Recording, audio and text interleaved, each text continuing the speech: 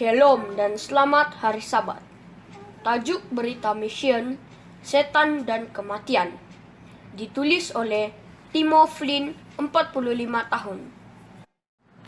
Lina tiba-tiba menoleh ke arah teman-temannya, Anneli dan Timo, selama pelajaran Alkitab di apartemennya di ibu kota Finland, Helsinki.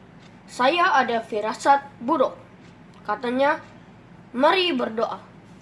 3 mahasiswa itu berlutut. Pada saat itu, sosok gelap yang tinggi menyerbu ke ruang tamu dan melaju ke arah Anneli.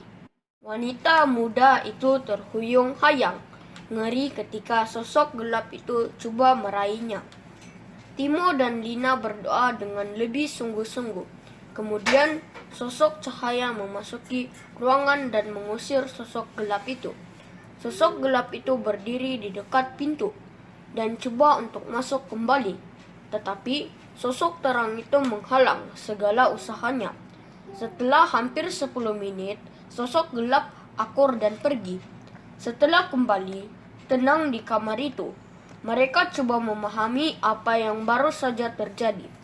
Lina menggambarkan pertukaran antara sosok terang dan gelap. Timo hanya melihat bayangan terang dan gelap bergerak di lantai. Anneli tidak ingin membicarakan tentang apa yang telah dilihatnya.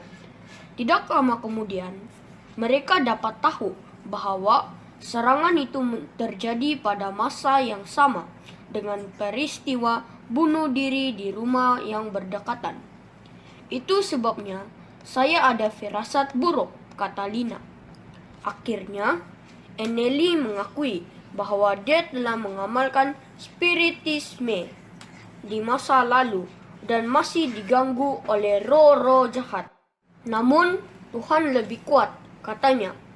Sendirian di tempat tidur setelah serangan itu, dia melihat sosok bercahaya memasuki kamarnya dan duduk di tempat tidur sampai subuh. Serangan setan berhenti setelah Anneli dibaptis ke dalam gereja SDA. Itu adalah pertama kalinya Timo menghadapi pertentangan besar antara Kristus dan setan dari dekat.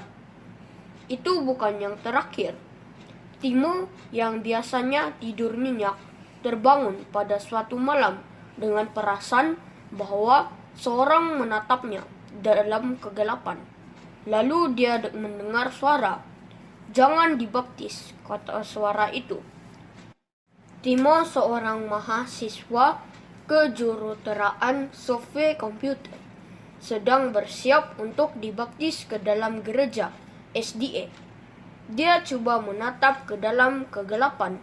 Dia tidak dapat melihat apa-apa, tetapi dia boleh merasakan kehadiran seseorang.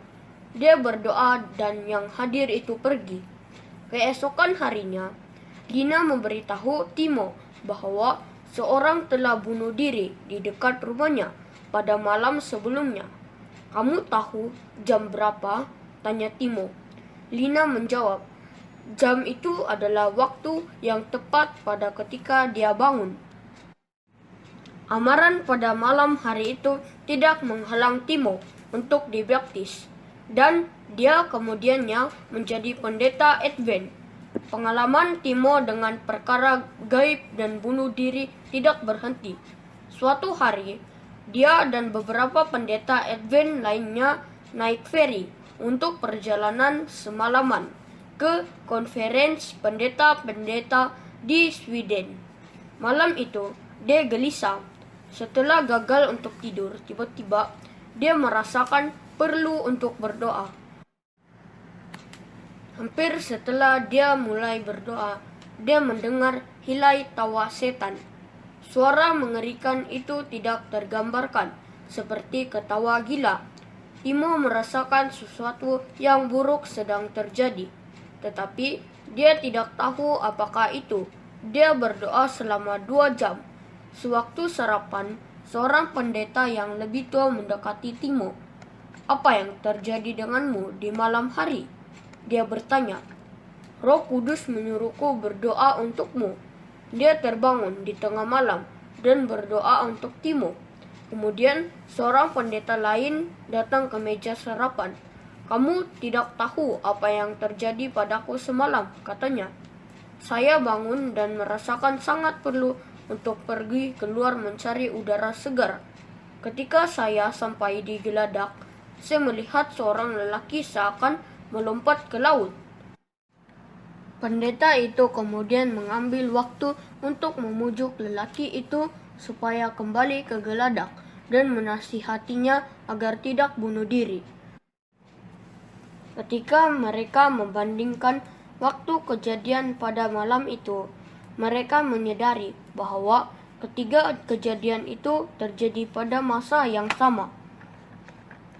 Timo sekarang berusia 45 tahun dan sebagai pengarah komunikasi gereja SDA di Finland, melihat 3 pertemuan dengan bunuh diri dan hal gaib sebagai bukti bahwa pertentangan besar antara Kristus dan setan sangat nyata.